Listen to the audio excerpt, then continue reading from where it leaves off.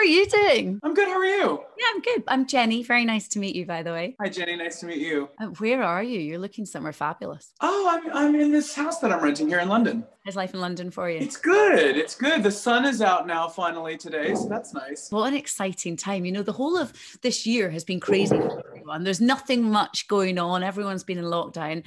And then basically Queen go and release this incredible album and it does very, very well. How exciting. Congratulations. Thank you. Thank you. I'm thrilled. You know, I think we had audio and visual that we've been recording almost every show for the past 7 years, and we've never found a spot for it.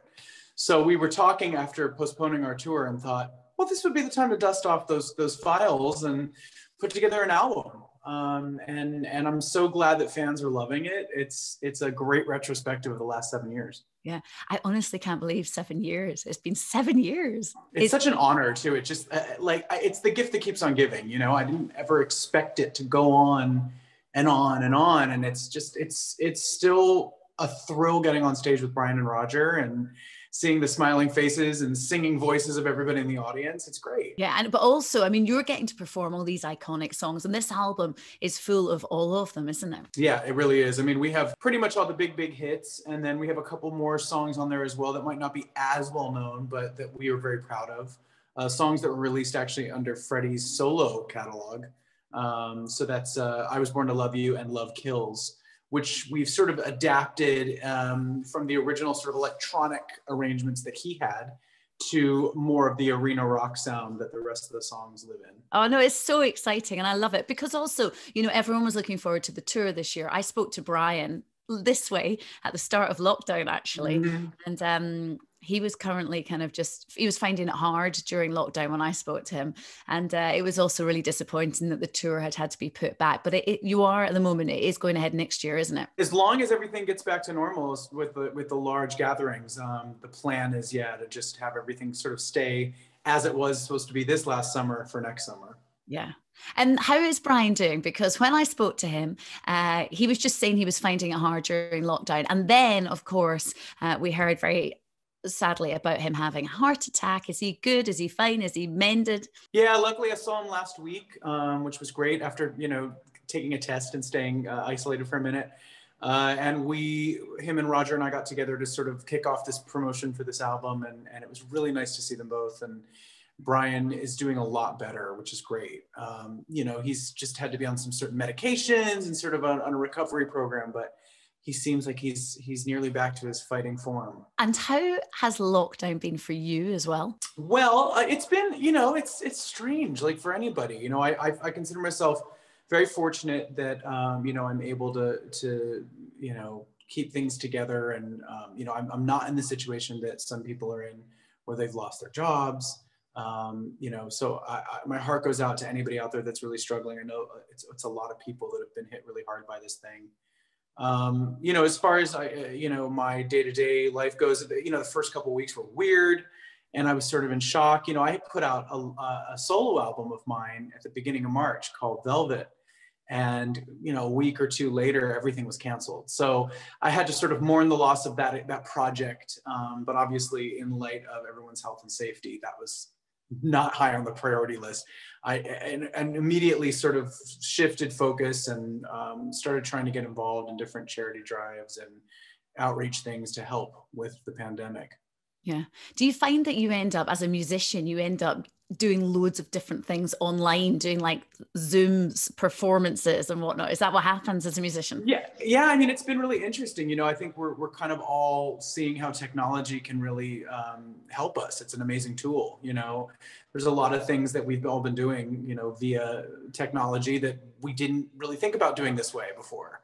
So, it's you can't compare it to the real thing. I mean, the real, a real live performance is always going to be more exciting and more connected than something over a phone screen. But you know what? I think people need support right now. They need entertainment. They need escape. They need distraction. And they need some like empathy, and I think the arts can do all of that for everybody. And so, I think that the creative communities have been hit really hard because a lot of us can't do what we usually do, but we just keep trying to give what we can give. Yeah. So was this album, was it a kind of knee-jerk reaction to lockdown, or was it always going to happen? No, this was a plan that was hatched after we postponed the tour, as sort of a way to say thank you to all the fans for all your support, and a way to hold everybody over who had tickets, who still have tickets. And yeah, and it's also this great kind of retrospective of the last 7 years, which we hadn't really put together. This is the first time we've put together anything on record together as a duo. So it's very exciting. I mean, there are so many iconic performances that you've done as well. Is there, and I know you must get asked this all the time, but I need to ask as well, is there one track on that album that for you stands out, even from the performance or from the song itself? I think the Who Wants to Live Forever is a really special moment. Then it was filmed at the Isle of Wight Festival, and the night before that was the tragic Pulse nightclub shooting, which it was just terrible. And I woke up that morning to the news and just feeling really awful about it, and knowing that could have been me or any one of my friends. So I it's sort of in the spur of the moment when we got to that song, I dedicated the meaning of the song to those people that lost their lives. So it took on this very poignant sort of energy in that moment, and it was one of those nights where the song just sort of captured that feeling. It was powerful, I think. Yeah. Well, I mean, there are so many powerful songs in there. And if you have a message behind it, it becomes even more so. When you are performing all these incredible songs, do you ever find is there any song that you can perform that the crowd don't sing along to? I don't think so. I mean, there's very few. I think the first time we included Love Kills on the set list, there weren't a ton of people singing along because it's not quite as well known, but they were very moved.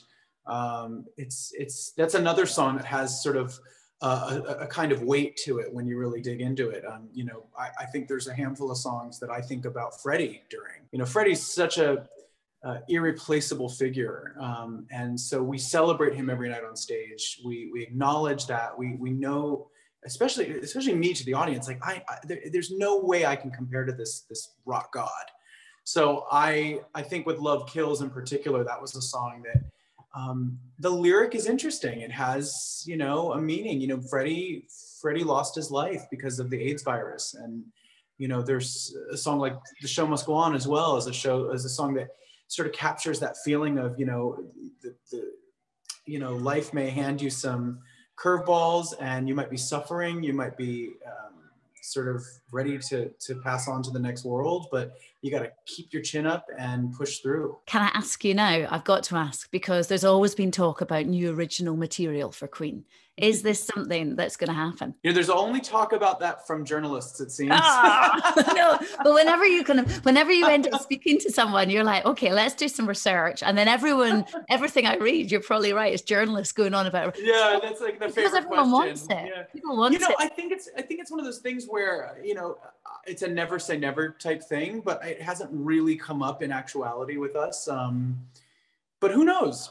We'll see. Okay, so next year we've got the tour. That's exciting. The album, which is doing phenomenally well, is out now. And what are your plans? I mean, are you going to be doing more solo stuff as well? I hope to, yeah. I've been doing a little songwriting. I started a few months back from my house via Zoom. Zoom songwriting is not quite the same as the real thing, but you can get some great ideas down.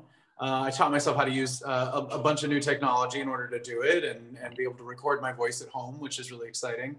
And I'm actually here in London. I'm working on a musical. Oh, wow. I'm writing it with some other writers who have some great success. And it's still early days, so it's too early to kind of give too much away about it. But a lot of the themes in it are themes that are really near and dear to my heart. And I think people are going to feel it. I hope so. Yeah. How cool is that, to be able to do that? Yeah. It's nice to be able to take the time to be creative right now. Obviously I can't get out there on stage, but I can, come up with some new ideas. Yeah. And that's the thing. I think now everyone's thinking outside the box and doing something a little bit different and unique. Yeah.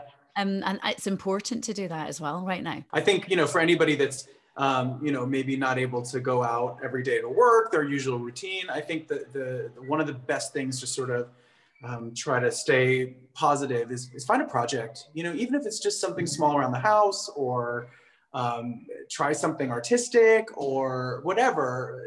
Doing something that keeps your mind busy, that gives you a sense of accomplishment, I think is really important. Yeah. If we were to look back at 2020, because it's a year that everyone will remember, but not necessarily for the right reasons. If you, you were to draw positives out of this year, Adam, what would you remember? Obviously, I think the negatives are probably going to be the thing that sticks the most.